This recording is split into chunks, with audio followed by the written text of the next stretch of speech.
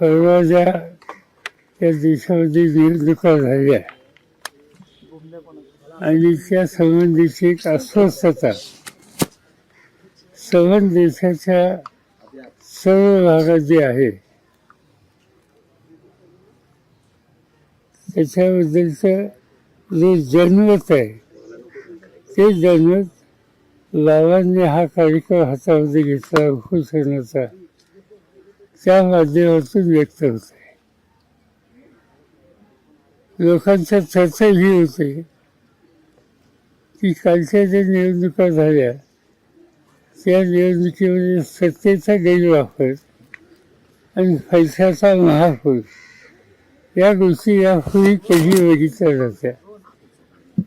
स्थानिक पातळीवरच्या ज्या निवडणुका असतात त्याच्यामध्ये अशा तक्रारी कुठे ना कुठे ऐकायला मिळतात, नाही असं नाही. पण सर्व राज्याची देशाच्या निवडणुकीतच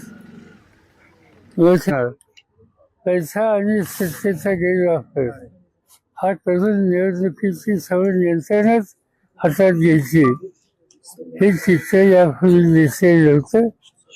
ते यावेळी महाराष्ट्रात बघायला मिळाले आणि त्याचा परिणाम लोकांची अस्वस्थता वाढलेली आहे. लोकांच्यातली जी चर्चा मी 2 दिवस ऐकतोय की कालच ऑनलाईनमधनं येत असताना ऑनलाईनच्या बाहेर जे काही लोक भेटले त्या सगळ्यांना जयप्रकाश नारायणांची आठवण आली. आज कुणीतरी या दृष्टीनं प्रभावी पाऊल टाकण्याची आवश्यकता आहे हा लोकांच्या चर्चेचा सूर आहे. आणि त्याच्यात जी माहिती कळली तिथं दिल्लीला सुद्धा की बाबा आढावांनी यामध्ये पुढाकार घेतला आणि ते स्वतः महात्मा ज्योतिबा फुलेंशी संबंधित अशा वास्तूमध्ये ते बसलेले आहेत. एक प्रकारचा दिलासा बाबांच्या या उपोषणानं सामान्य लोकांच्यात येतोय असं मला स्वच्छ दिसते. पण याचा अर्थ त्यांनी राष्ट्रीय कर्तव्य देशाची आवश्यकता म्हणून ही भूमिका घेतली, पण त्यांनी एकट्यानेच ही भूमिका घेणं हे काही पुरेसं नाही. शेवटी एक प्रकारचा जनतेचा उठावच या सगळ्या प्रश्नाच्या संबंधी केला नाही तर संसदीय लोकशाही पद्धती ही उद्ध्वस्त होईल अशी चित्र या ठिकाणी आज दिसते. देशाची सूत्र ज्यांच्या हातात आहेत त्यांना याच्याबद्दलचं काही पडलेलं नाही. इतकी चर्चा सर्व देशात आहे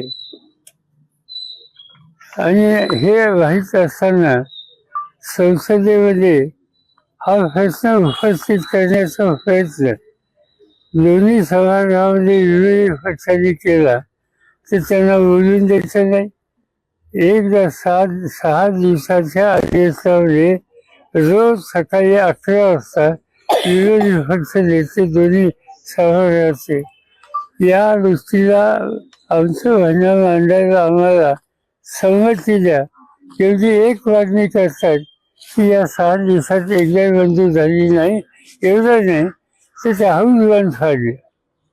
त्यामुळे 1 मिनिट सुद्धा या 6 दिवसात सभागृहात कुठल्याही देशाच्या प्रश्नाची चर्चा होऊ शकली नाही.